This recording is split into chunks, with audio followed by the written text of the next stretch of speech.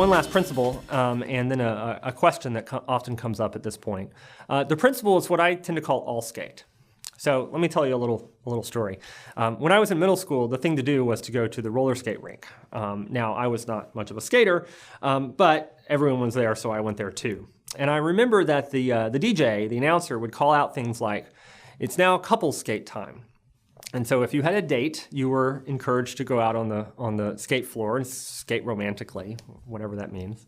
I was typically not with a date, so I'd be sitting on the carpet during that phase. The DJ then might say something like, "It's time for the hokey pokey."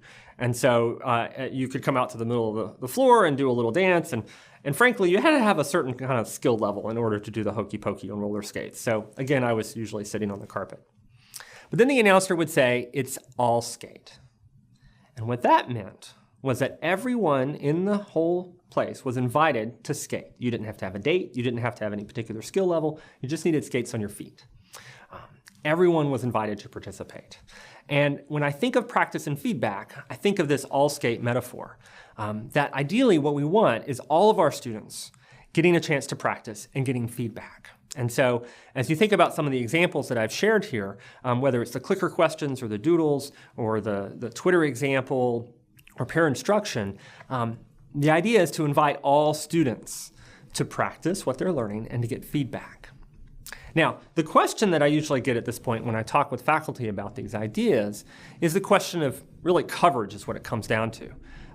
How do you make time in a semester, particularly for in-class practice and feedback, right? This is time-consuming stuff. So how do you kind of fit that in a course?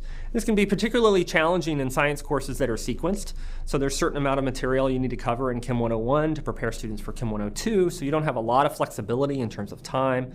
Or if you're preparing students for external exams, like nursing exams, often there's certain stuff that you have to cover. And so if there's all this material to cover, how do you have time for the kind of active learning that we're talking about in class, providing students opportunities for practice and feedback?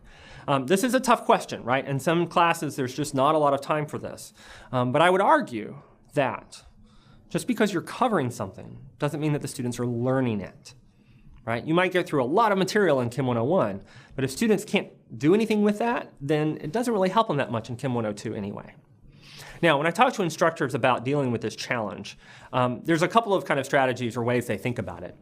One is that if you spend time early in the course with lots of practice and feedback, so that students are really learning that foundational material well, then later in the course they can actually move more quickly through the material because they've got the foundation solid. Another approach is to focus class time on the really hard stuff on a day-to-day or week-to-week basis and trust the students to figure out the easier stuff outside of class, either before class or after class, depending on how you structure things. Either way, I think instructors who are thinking along those lines are typically cognizant that you have a relatively limited amount of class time with students. A time and space where you're all there together. All the students are there, you're there. Again, students can do a lot of practice outside of class, and sometimes they can get a little bit of feedback outside of class. But the quality of feedback that they're going to receive in class is typically much higher because there's lots more people there who can help provide it. Peers, you. And so thinking about how to make use of the relatively limited class time that you have to give students the kind of practice and feedback that will really help them understand the material, that's taking advantage of class time really effectively. And often, I think, spending class time on practice and feedback and these active learning techniques end up preparing the students better for what follows than covering a lot of material.